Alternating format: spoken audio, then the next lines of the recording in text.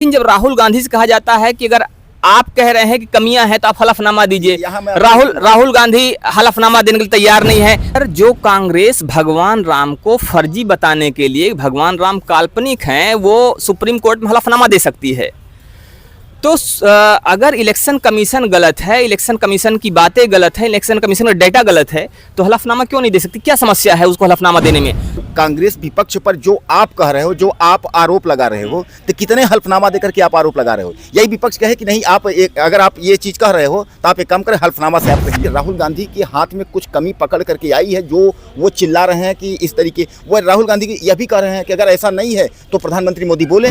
राहुल गांधी के या महागठबंधन के मंच से मोदी को मां की गाली दी गई, इसके पीछे आप जिम्मेदार किसको मानते हैं? आखिर उन लोगों के अंदर इतनी हिम्मत कहां से आई कि उनके मंच से माइक पर जाकर मां की गाली दी गई? आप राहुल गांधी का समर्थन कर रहे हैं, आप ये कह रहे हैं कि राहुल गांधी जो आरोप लगा रहे हैं वो आरोप सही है? नहीं, मैं ये नहीं कर रहा हूँ, मैं दर्शकों ये नहीं कर रहा हूँ कि जो आरोप लगा रहे हैं सही है। वो तो जांच का विषय है कि सही है गलत है, निर्वाचन आयोग तय करेगा, एजेंसियां करेंगी, सुप्रीम कोर्ट तमाम है, हम कौन है कहने वाले। बिहार चुनाव नज़दीक है, लेकिन बिहार चुनाव के नज़दीक होने के साथ ही चर्चाएं भी शुरू हो गई हैं और साथ ही तैयारियां भी शुरू हो गई हैं। लेकिन इस समय एक चर्चा काफ़ी ज़्यादा है और वो है राहुल गांधी की यात्रा की। जी हाँ, राहुल गांधी इस समय बिहार में वोट अधिकार यात्रा कर रहे हैं और वोट अधिकार यात्रा के माध्यम से वो लोगों को ये बताने की कोशिश कर रहे हैं कि वोटों की चोरी की जा रही है। और अपनी इस यात्रा के दौरान लगातार वो एक नारा दे रहे हैं, प्रधानमंत्री चोर हैं, या ये कहा जाए कि चौकीदार चोर है, या उन्होंने चूंकि पहले भी इस बात की चर्चा की है और इस समय जो सबसे ज़्यादा मुद्दा गरमाया हुआ है उसमें वो बार बार ये साबित करने की कोशिश कर रहे हैं कि वोट की चोरी की जा रही है। लेकिन फ़िलहाल इस मुद्दे को लेकर आपका क्या मानना है, जनता की क्या राय है, हम आपकी राय भी जानना चाहेंगे। इसीलिए आप भी अपनी राय ज़रूर दीजिएगा। लेकिन अभी इस समय हमारे साथ में इस मुद्दे पर चर्चा करने के लिए हैं वरिष्ठ पत्रकार शीतला तिवारी जी। आइए इनसे बात करते हैं, समझने की कोशिश करते हैं कि बिहार चुनाव को लेकर इनका क्या मानना है, बिहार चुनाव को लेकर इनकी क्या राय है और क्या वास्तव में वोटों की चोरी हो रही है? जिस तरह से प्रधानमंत्री को लगातार चोर कहा जा रहा है उस पर इनकी क्या राय है? और जिस तरह से प्रधानमंत्री को भी हाल ही में गालियां दी गई, क्या ये उचित था? एक लोकतांत्रिक देश में लोकतांत्रिक तरीके से चुने गए प्रधानमंत्री को, जिसमें कि 140 करोड़ लोगों ने शिरकत की है, उस प्रधानमंत्री को मां की गाली देना क्या उचित था? इस मुद्दे पर बात करने के लिए हम आग्रह करेंगे वरिष्ठ पत्रकार शीतला तिवारी जी से कि आप अपने विचार रखें। प्रधानमंत्री को जिस तरह से गाली दी गई और एक खुले मंच से गाली दी गई, ऑन माइक गाली दी गई, माइक पर चिल्ला चिल्ला के गाली देना, इसको आप किस तरह से देखते हैं? पांडे जी, बड़े शर्म की बात है कि हमारे लोकतंत्र में आज, हालांकि चुनाव इसके पहले भी होते थे और तमाम आपने देखा है कि कई पंचवर्षीय में जो है चुनाव, देखिए आरोप प्रत्यारोप का दौर तो बराबर होता है।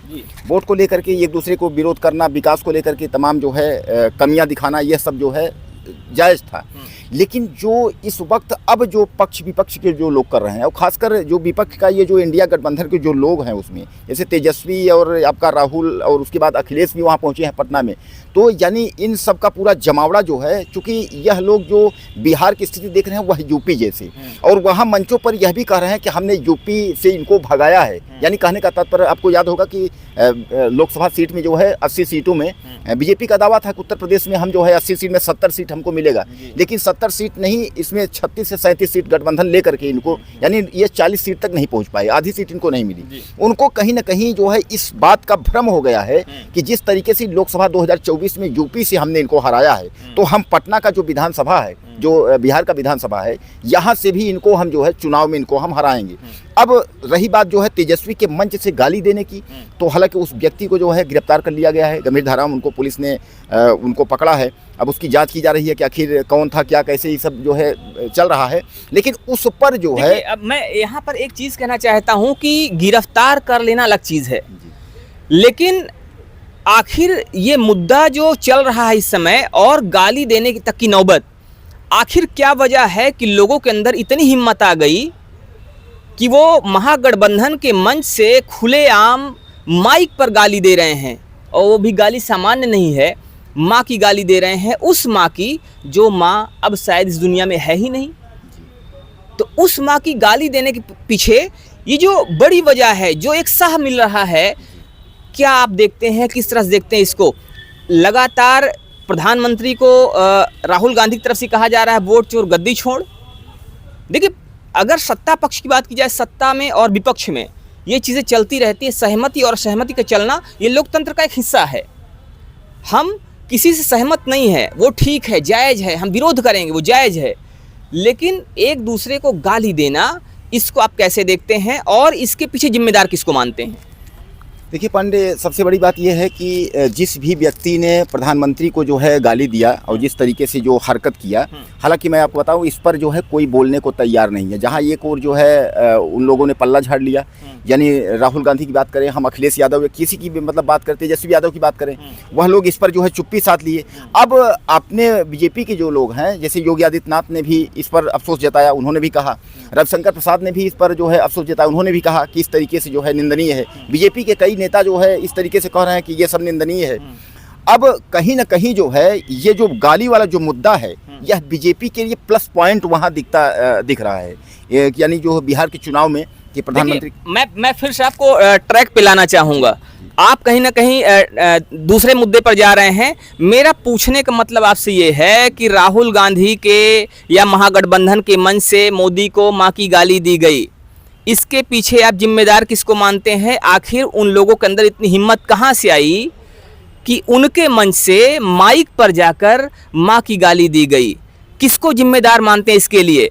क्या इसके पीछे वो लोग जिम्मेदार नहीं हैं जिन्होंने मंच सजाया था, जिनके स्वागत के लिए मंच सजाया गया? आप उनको जिम्मेदार मानते हैं कि नहीं मानते हैं? पांडे जी, देखिए, यह जो है बिल्कुल जिम्मेदारी है।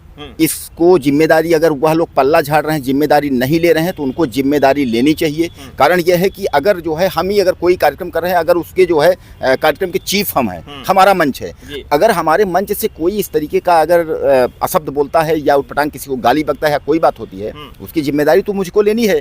लेकिन अब उसकी जिम्मेदारी लेने के लिए न तो तेजस्वी खड़े हैं, न तो राहुल गांधी खड़े हैं। इन लोगों ने जो है उस गाली से जो है इन लोग जो है पल्ला झाड़ लिए हैं।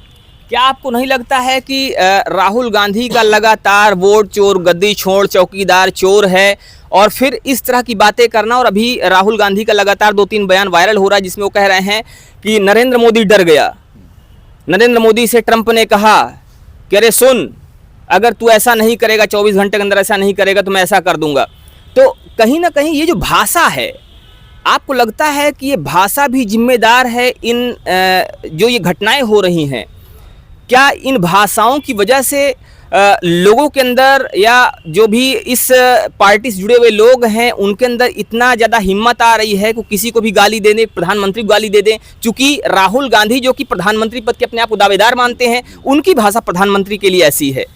देखिए पांडे जी, कहीं ना कहीं जो है, मैं आपको बता दूं कि इस पर जो है जो वोट चोर और कुर्सी छोड़ वाली जो बात चल रही है, इस पर जो है प्रधानमंत्री नरेंद्र मोदी की जो है चुप्पी है, और यही चुप्पी जो है उनको और उस ओर धकेलती चली जा रही है जहां की संकट के दौर जो है बनते चले जा रहे हैं। कुल मिलाकर आप यह समझ लीजिए कि जैसा कि मैं आपको बता दूं कि कई पत्रकार जो नामी गिरामी हैं, जो हालांकि चैनल में नहीं है, चैनल से बाहर हैं, आपके यूट्यूब के जो है तमाम पत्रकार हैं, TV9 वगैरह के, वह पत्रकार वहां जा करके, और आपने देखा होगा कि जो मृतक, जिनको निर्वाचन आयोग ने मृतक दिखाया है, उनके मतलब उनके नाम काट दिए गए हैं, उनके साथ भी वह चाय पी रहे हैं और वह खड़े होकर के उनका रिपोर्टिंग कर रहे हैं, उनको दिखा रहे हैं कि आप ये देखिए, ये जो है इतने लोग हैं, हम 6 लोगों के साथ, 5 लोगों के साथ हम चाय पी रहे हैं, और ये जो है मरे हुए हैं, ये मतलब मृतक के साथ हम चाय पी रहे हैं। तो कहीं ना कहीं जो है ये जो कुछ कमियां हैं, तो इस बात को आप समझ लीजिए कि राहुल गांधी के हाथ में कुछ कमी पकड़ करके आई है, जो वो चिल्ला रहे हैं कि इस तरीके, वो राहुल गांधी यह भी कह रहे हैं कि अगर ऐसा नहीं है तो प्रधानमंत्री मोदी बोले, अगर वो वोट चोरी वाला मामला नहीं तो वह बोले। अब बात यहाँ पर जब आ जाती है, प्रधानमंत्री मोदी बोले वो तो ठीक है, लेकिन जब राहुल गांधी से कहा जाता है कि अगर आप कह रहे हैं कि कमियां हैं तो आप हलफनामा दीजिए, राहुल गांधी हलफनामा देने के लिए तैयार नहीं है। दूसरी चीज, राहुल गांधी जिनको जिनको सामने ला रहे हैं, चाहे वो एक मिंटो देवी कुछ ऐसे करके नाम था, मिंता देवी, तो उनका नाम उन्होंने लिया, फिर उसके बाद वो मामला कहीं ना कहीं राहुल गांधी गलत साबित हो गए वहाँ पे। ऐसे ही और कई नाम लिए गए, वो गलत साबित हो गए। और दूसरी चीज़, बहुत सारे चैनल वाले भी इस मामले में आगे आए थे जिन्होंने कहा कि हाँ ये वोट चोरी हो रही है। बाद में उन्होंने आके वीडियो बनाकर माफ़ी मांगा। किस तरह से देखते हैं? आपको क्या लगता है कि राहुल गांधी यहाँ पर सही हैं? और तो अगर राहुल गांधी सही हैं तो बाकी जो लोग पहले दावा करते हैं बाद में पलट क्यों जा रहे हैं, बाद में वो माफ़ी क्यों मांग रहे हैं, कैसे देखते हैं इस सारी चीज़ को? देखिए पांडे जी, इसमें जो है मैं आपको बताऊं, अभी आपने जो जिक्र किया कि हल्फनामे वाली बात, निर्वाचन आयोग ने कहा कि अगर आप यह बात कह रहे हैं तो यह आप हल्फनामे में यह कहिए। अब देखिए इसका मतलब ये है कि अगर कांग्रेस विपक्ष पर जो आप कह रहे हो, जो आप आरोप लगा रहे हो, तो कितने हल्फनामा देकर के आप आरोप लगा रहे हो? यही विपक्ष कहे कि नहीं, आप अगर आप ये चीज़ कह रहे हो तो आप एक काम करें, हल्फनामा से आप कहिए। अच्छा एक चीज़ बताइए, अगर जो कांग्रेस भगवान राम को फर्जी बताने के लिए, भगवान राम काल्पनिक हैं, वो सुप्रीम कोर्ट में हलफनामा दे सकती है, तो अगर इलेक्शन कमीशन गलत है, इलेक्शन कमीशन की बातें गलत है, इलेक्शन कमीशन का डेटा गलत है, तो हलफनामा क्यों नहीं दे सकती? क्या समस्या है उसको हलफनामा देने में? मात्र 50 रुपये का खर्च है उसमें, 10 रुपये मान लीजिए 100 रुपये, 100-150 रुपये खर्च है। क्या दिक्कत है? कौन सी ऐसी मजबूरी है कि हलफनामा नहीं दे सकती, अगर वो भगवान राम के लिए हलफनामा दे सकती है तो?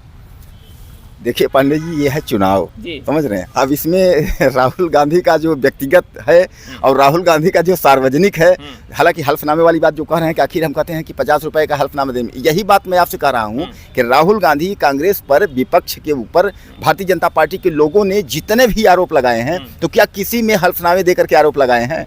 यही तो वह कह रहे हैं कि जितने आरोप आप हम पर लगाए हैं, तो आप किसी में दिए हैं कि एक हल्फनामा देकर के हम आरोप लगाएं? अच्छा दूसरी चीज़ सुनिए, दूसरी चीज़ हम एक चीज़ और आपको कहेंगे कि अगर राफेल जैसी फाइल, इतनी बड़ी फाइल, अगर इतनी सिक्योरिटी होने के बावजूद अगर चोरी हो सकती है, तो वोट क्या चीज़ है? वोट क्यों नहीं चोरी हो सकती? बताइए, वहाँ का लोकसभा अध्यक्ष ये कह रहा है कि आप कह रहे हैं कि वोट से सरकार बने, आपने देखा होगा वोट से सरकार बनती है। राफेल की बात कर रहे हैं, राफेल में जितने भी आरोप लगाए गए, आखिर सुप्रीम कोर्ट को क्यों राहुल गांधी को फटकार लगानी पड़ी? राहुल गांधी को क्यों माफ़ी मांगनी पड़ी? इस मुद्दे पर आप क्या कहते हैं? क्या मानना है आपका कि अगर राहुल गांधी सही थे तो यहाँ पर सुप्रीम कोर्ट बीच में क्यों आया और सुप्रीम कोर्ट ने इनको फटकार क्यों लगाई? फिर राहुल गांधी ने माफ़ी मांगी। चौकीदार चोर है, चौकीदार चोर है, लगातार नारा दिया गया, बाद में तो आखिर वोट चोरी वाली जो बात आ रही है, तो इस पर जो है ये आगे क्यों नहीं आ रहे हैं? प्रधानमंत्री पीएम जो है हर मंच से क्यों नहीं कह रहे हैं कि इस तरीके आप हमको क्यों कह रहे हो, हम चोर नहीं हैं? वो अपने आप को साबित करें। भाई ये बताइए, अगर सामान्य तौर पे अगर आप तो बात कुछ वैसी कर रहे हैं कि हम गलत नहीं हैं, हम सही हैं, लेकिन कोई आदमी आरोप लगा रहा है, आप यहाँ पर बैठे हुए हैं, आप पर कोई आरोप लगा दे तो आप जाके हर जगह ये बताते फिरें। देखिए दो तरीके होते हैं बातों को अपने रखने के लिए। एक तरीका ये है कि हम हर जगह ये जाके बताएं कि नहीं हम गलत नहीं हैं। दूसरा तरीका होता है कि हम सही हैं, हम गलत नहीं हैं, इसलिए हम कोई जवाब नहीं देंगे। सफाई कौन देता है? सफाई, एक बात हमेशा कही जाती है, अभी प्रेमानंद महाराज की बात अभी चल रही थी, अभी और कई सारे संतों की बात चल रही थी। आप देखे होंगे सफाई देता कौन है? सफाई हमेशा वही देता है जो गलत होता है। जो आदमी सही होता है वो क्यों सफाई देगा? जिस पर झूठे आरोप लगाए जा रहे हैं, अगर हम पर झूठे आरोप लगाए जाएं तो हम क्यों गली गली जाके बताएं कि नहीं हम सही हैं? अगर आप नशा नहीं करते हैं लेकिन आपको नशेड़ी कोई कह दे, आप क्यों जाएंगे हर जगह ये बताने, हर किसी से बताने कि नहीं हम तो नशा नहीं करते हैं? क्या जरूरत है आपको बताने की? वो आपके चेहरे को देखकर, आपसे बातें करके लोग खुद ही समझ जाएंगे कि नहीं ये आदमी नशेड़ी नहीं है। आपको कोई पागल कह दे कि ये आदमी पागल है, आप क्यों बताएं जाके कि नहीं हम पागल नहीं हैं, हम सही हैं? लोग तो आपसे बात करके आपको देख के समझ जाएंगे। तो बात तो कुछ वैसी हो गई कि ज़बरदस्ती किसी को पागल घोषित करने की कोशिश की जा रही है, और फिर आप कहते हैं कि वो जाके सबसे बताएं गली गली कि नहीं नहीं भैया हम तो ऐसे नहीं हैं, हम चोर नहीं हैं। या आप तो वही बात कर रहे हैं। यानी कहने का तात्पर्य ये है कि अगर पुलिस जो है किसी अपराधी को पकड़ती है और वो कहती है कि तुम्हारे ऊपर ये अपराध है, तो यानी वो सफाई नहीं देगा, वो चुपचाप मुकदमा लिखवा कर वो जेल चला जाएगा। यानी मतलब आप ये कहना चाह रहे हैं, ये कहीं बोलेंगे नहीं कि हम वोट चोर हैं या नहीं है, ये सफाई नहीं देंगे अपनी कि हम हैं कि नहीं। वैसे तो शहजादे हर मंच से आप चिल्लाते हैं, आप यहाँ क्यों नहीं चिल्ला रहे हैं कि क्यों शहजादा बोल रहा है कि हमको चोर बोल रहा है? अरे इस बात को समझिए भाई, वह बोले कहीं मंच से कि आखिर जो शहजादा हमको चोर बोल रहा है, भाई ऐसा नहीं है। मित्रों, जैसे मंच से आप ललकारते हैं इस बात को, अरे कहीं तो आप कहिए किसी बात को। जैसे आपने काले धन पर कह दिया कि हमसे काले धन से कोई लेना देना नहीं है। एक समय था कि काला धन आप 15-15 हज़ार बांट रहे थे, एक समय आपने कहा कि हमसे कोई मतलब नहीं काला धन से। तो आप कहीं किसी मंच पर आप खड़े होकर के कह दीजिए कि भाई ये जो कह रहे हैं, ये जो आरोप लगा रहे हैं, ये गलत है, ऐसा कुछ नहीं है, हमको जो है। अरे कहीं तो आप कह सकते हैं कि बिल्कुल नहीं, आप चुप्पी साध लेंगे। ऐसा तो ये तो फिर पांडे जी वही वाली बात हो गई। तो कहीं ना कहीं यहाँ पर बात ये है कि आप राहुल गांधी का समर्थन कर रहे हैं। आप ये कह रहे हैं कि राहुल गांधी जो आरोप लगा रहे हैं वो आरोप सही है। नहीं, मैं ये नहीं कह रहा हूँ, मैं दर्शकों ये नहीं कह रहा हूँ कि जो आरोप वो लगा रहे हैं सही है।